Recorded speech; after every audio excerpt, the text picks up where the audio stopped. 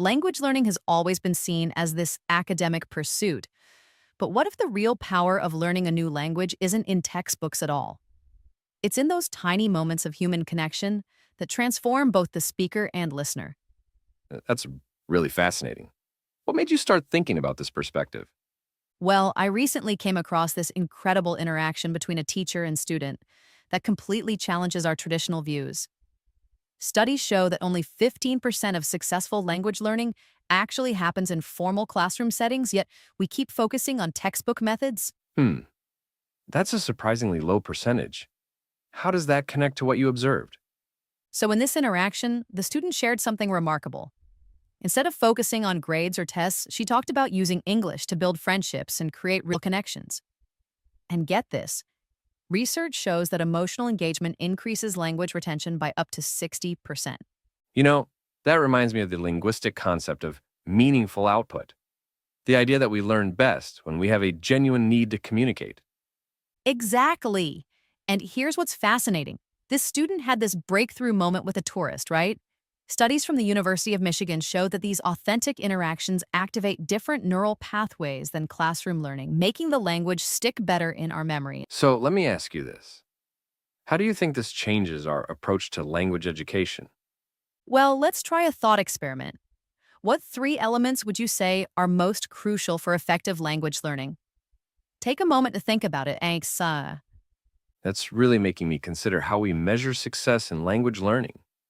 The traditional metrics might be missing the point entirely. Right? And research backs this up. A recent study showed that learners who focused on communication over perfection achieved functional fluency 40% faster than those obsessed with perfect grammar. You know what's interesting about that? It completely flips our understanding of language acquisition. Absolutely. And here's another mind-blowing stat. Exposure to just 20 minutes of authentic conversation in a target language can be more effective than 2 hours of traditional study. It's like what happened with this student. One real interaction with a tourist probably taught her more than a week of classroom exercises.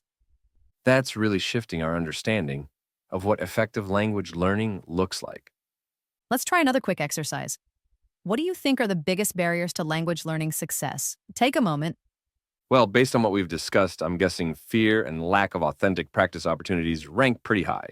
Exactly. And you know what's fascinating? Studies show that 75% of language learners cite fear of making mistakes as their biggest obstacle, not actual language difficulty. Like this student we're discussing, once she pushed past that fear, everything changed. That's such a powerful insight into the psychological aspects of language learning. And here's where it all comes together. When we look at successful language learners, research shows that those who engage in regular social interaction in their target language are 3 times more likely to achieve fluency than those who don't. So it sounds like we're really talking about a complete paradigm shift in how we approach language education. You know what? As we wrap up, I think that's exactly what this story illustrates. It's not just about learning a language, that is, it's about breaking down barriers between people.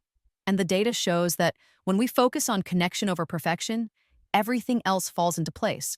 That's such a powerful way to reframe the entire conversation around language learning. Well, if there's one thing we can take away from this discussion, is that the future of language learning isn't in textbooks. It's in these beautiful, messy, real-world connections that transform us in ways we never expected.